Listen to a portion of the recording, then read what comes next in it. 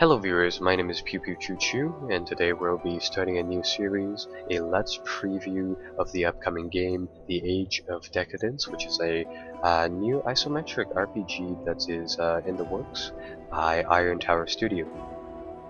So, this is the preview build of the game. It covers a small section of what's going to be inside the full game, and I find that this game is rather challenging. So, right off the bat here, we actually get two options: playing as a pre-built character, which has already quite a few leveled up items and quite a few good stats, rather than making our own character. Now the demo here is, I would say it's content packed, but it's rather small. So we're going to take a look at the pre-built character first, and then maybe if we have time afterwards, we'll get into custom character customization and go from there. So a little bit about the game. The Age of Decadence is set in a kind of like a low fantasy world where, you know, it's not magic, it's supreme or anything like that, and it's actually set in a relatively dark period compared to other strategy game or RPG games. So our adventure starts in the town of Terron, a small crumbling town far away from the main tracks of travelers and caravans. So essentially, the backstory to this game, you're free to read all of the flavor text if you'd like, but essentially the world around us has been crumbling for quite a bit of time. What once was a mighty empire is now split into small separate city-states loosely controlled by the Imperial Guard. And our adventure starts up inside this little town. We originally booked a room in the local inn for a good night's sleep. Unfortunately, we were awakened in the middle of the night by some ruckus, and in a fit of rage, we stormed into a room next door, and during the heat of an argument, it looks like we killed a traitor and a bodyguard and an assassin. The traitor had a mysterious map on him, and we were always well, we grabbed that map, and now we're looking for the nearest lore master, somebody who could actually decipher what it is and you know, give us an idea of how much it would be worth. So we start off the game right next to the lore master's little dwellings over here. So let's go in and let's actually you know, begin the first conversation of the game. Talk to I believe Feng over here. Feng asks us, what is it? So he was studying at his table before we showed up. There's quite a lot of dialogue inside the game, so I will be mostly just paraphrasing it. So we ask him if we can, if he can what's the word here? Appraise the value of this map for us. Unfortunately, it looks like it'll cost us a little bit of money, so I guess we'll go with that. Now Fang tells us that this is a map of Thor Agath, which leads to some of the Magi's buried artifacts. There was once a great war inside the lands, and artifacts were buried from to prevent them from falling into the wrong hands. Now it looks like there's something at the bottom of the glyph that reads that the Eye of Thor Agath will show us the way, an item which Feng apparently has inside his possession, and he is willing to part with it for 100 Imperials. It looks like we're going to have to pay out that money for that chance to take that artifact.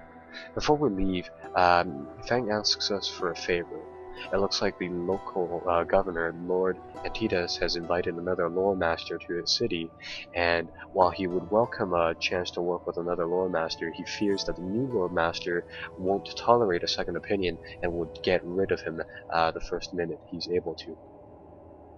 He's asking us to get rid of this new lore master for a tidy sum of money. We're going to ask him how much he pays us, and it looks like he's only going to be paying us 50 Imperials for this job. Well, a little bit of money is still a little bit of money, so it looks like we're going to have to accept. So, it looks like we've started our merry little journey. We have 3 quests available for us right away. We can explore the main storyline inside this preview build, which is centered about the map, I believe. Alternatively, we can join a faction and start one of the guilds' storylines. And alternatively, we can do a few of these side missions and encounters that we'll run into along our journey. For the most part, let's just finish up this quick side story that Feng has presented us. Let's check the map. We are at Feng's location right here. The inn is right here, and all we need to do is just go across the street here to this location right here, and sell off that. Or no, not sell off anything. Just kill that guy. Before we go in, we might as well take a look at the pre-generated character, whose name is Titus. He has good strength, that gives him a bonus damage, good dexterity, which gives him plenty of action points, good hit points, decent perception, decent intelligence, however a low reactionary bonus from his low charisma. We're mostly made out to be a short sword and shield type of playstyle character, like more or less a warrior, so I have a feeling we're going to be joining the Imperial Guard to fulfill this join a faction mission. But first, let's take a look at the denizens of this city. The trader asks us if we would be interested in taking a look at his wares. We have two other options here. We can try to steal the trader's purse, or alternatively, we can try to con him out of some coin. I'm actually going to try to con him out of some coin, but it looks like my statistics are not that good, so looks like we're going to have to leave. In addition, let's take a look at the loadout of the character. We have one Handar iron sword. We have a buckler shield, which probably isn't all that great. We have another one too, just in case that one breaks, and we have a helmet. I'm gonna equip that helmet because we don't necessarily need to, you know, look at the face of our character all day. We can just move along. Okay. So now I believe this guy is Cassius, so let's see if we can talk to him. Now, one of the things about the Age of Decadence is that it actually has no morality counter, so to speak. There's no thing to measure your reputation. Your actions are purely dependent on you and your own motives. So right now we can take him to an abandoned house and essentially get rid of Cassius for Fang here, or alternatively we can do the morally right thing, or what I presume the morally right thing, which is to take Cassius here to the Lord Antidus's holdings and just try to introduce him to him in order to kind of court favor with the Lord. Well, we're actually going to take the second path here, and we're going to go to the estate of Lord Antidus and see if we can, you know, court some favor, maybe get a reward out of doing this. It looks like we're stopped by their doorman, and well, it looks like we don't get an introduction to Lord Antidus. It looks like we can only after we prove our worth. Now Dalar looks like he wants us to do something for him. It looks like a rival house is digging up some old ruins not far from here, and it looks like they want to grab an old mining facility intact with some machinery. They have a technician who's able to repair these old machines and get the mine working, and the last thing Lord Antidus wants is to have his rivals steal a mining site from them. So what does he want us to do about it? It looks like he wants us to do whatever it takes to stop them. We can kill them, but alternatively we can talk to them and convince them to abandon if we so choose. Let's see if Deller can give us any soldiers to help us out on our task. It looks like he's stretched to the limit in terms of resources, and he cannot help us in our task. So unfortunately, we'll have to be going alone if we accept that job. Is there anything else he can tell us? Doesn't look like much. We ask him if they where they're getting their supplies from. It looks like the expedition is too far from their home town to be supplied regularly, and it looks like they're living off the land. Ask around and see what we can find is his advice. The second problem is that it looks like a gang of raiders captured one of Lord Antidus's relatives and is holding them hostage. Looks like we can solve most of their issues later on if we choose. And of course those two are now marked inside our journal here.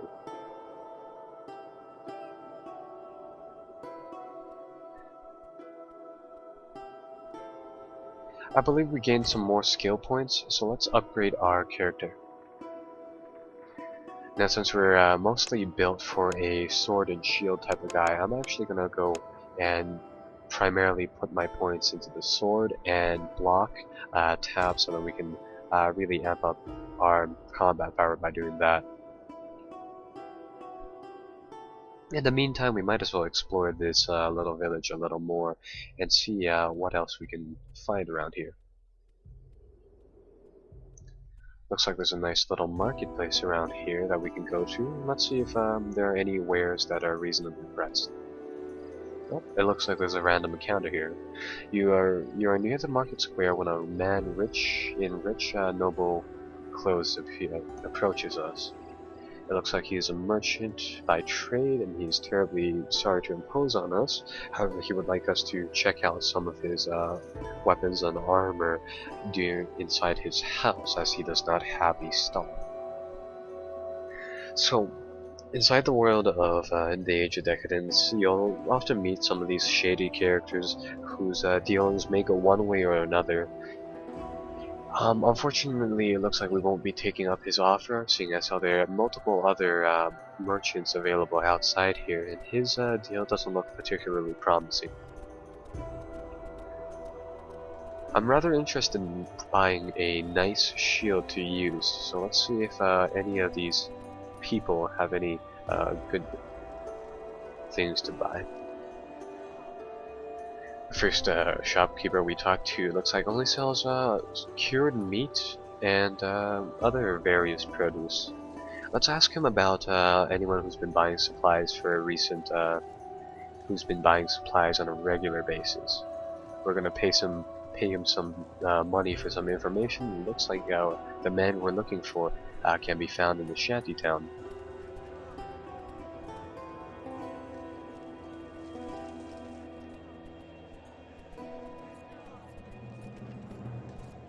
Let's see if we can find a forge nearby, which might sell some weapons and armor.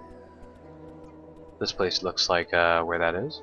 The blacksmith greets us, and let's see.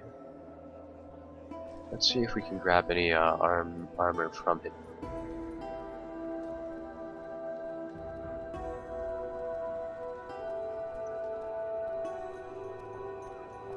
It looks like we're going to have to sell some stuff. Let's sell our buckler here and our iron dagger over here, which we don't necessarily need. One of the things that I like to buy is a heavy infantry shield, so we're going to trade that for that and make a nice little exchange right here. The reason I wanted a really big infantry shield like this is that these little bucklers just don't do enough in terms of protection to really prevent those heavy mace and hammer blows. Now that we have our little shield now, let's actually go to that shanty town and talk with that contact. Now I can use the map to teleport from location to location, so we're just gonna do that.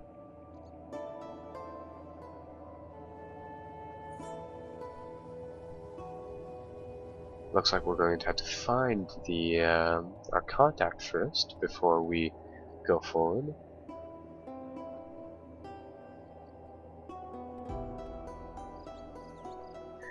We see a Kebab seller, which is selling some food. Well, I don't plan on buying shantytown food, so I don't believe I'll take his offer.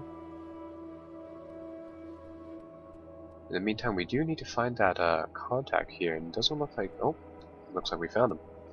I was gonna say it doesn't look like anybody was click on him. It looks like our contact is found. He greets us with what do you want, and we ask him about his trading with Aurelians down at the mine. What's in it to you? We tell him that the House d'Artem is about to reclaim the mine. So it looks like he'll be able to make a few coins if he switches to the opposite side. We tell him to spike the wine.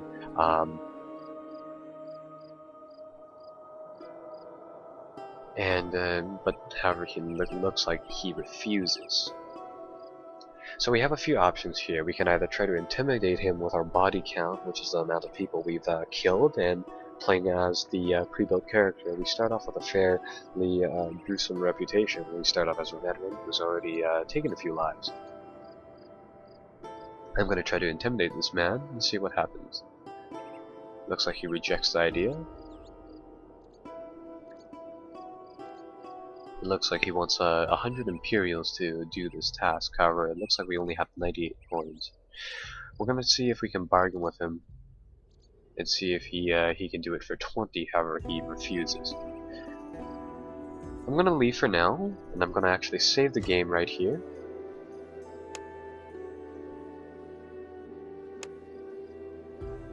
And afterwards, we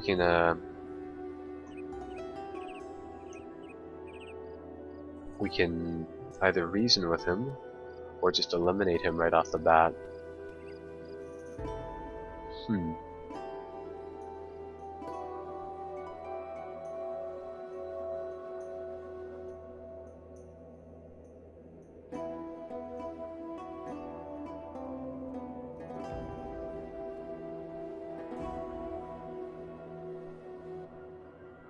I wonder if there's a world map already set in place. It looks like we can't actually go outside of the current map's boundaries. So, what else should we do? Let's actually try to let's see if we can sell off that other buckler and actually bribe him with 100 coins and see if he'll be able to accept that offer. I'd prefer not to actually get into any serious combat right off at the start of the game, simply because during this phase, combat is very difficult even with this pre-built character. So at best, I only want to be able to fight. I only want to fight people if there is no other choice. So we're back and we have the money, so we'll deliver that money and we'll get him some poison.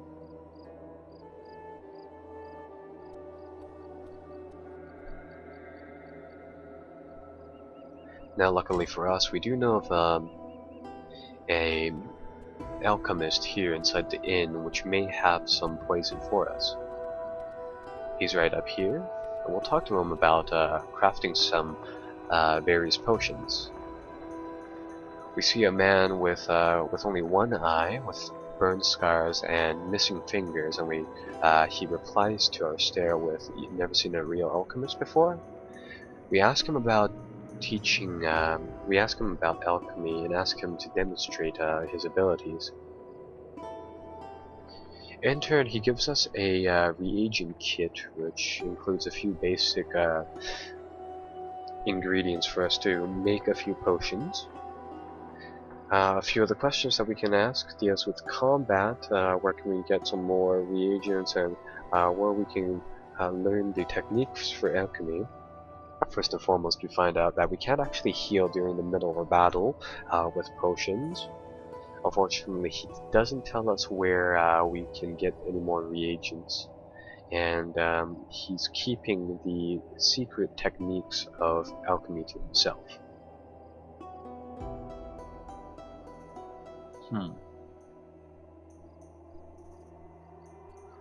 However, he does confirm that we can make a poison for us to use.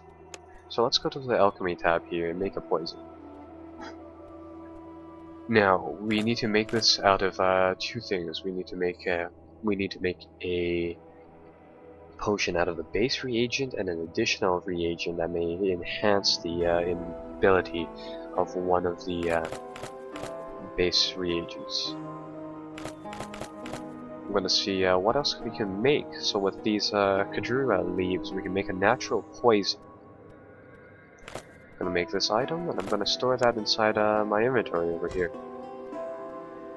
With that poison ready, let's go out back outside, and let's go to the shanty town over here, and then let's give the poison to this gentleman right here, and see if he'll deliver it.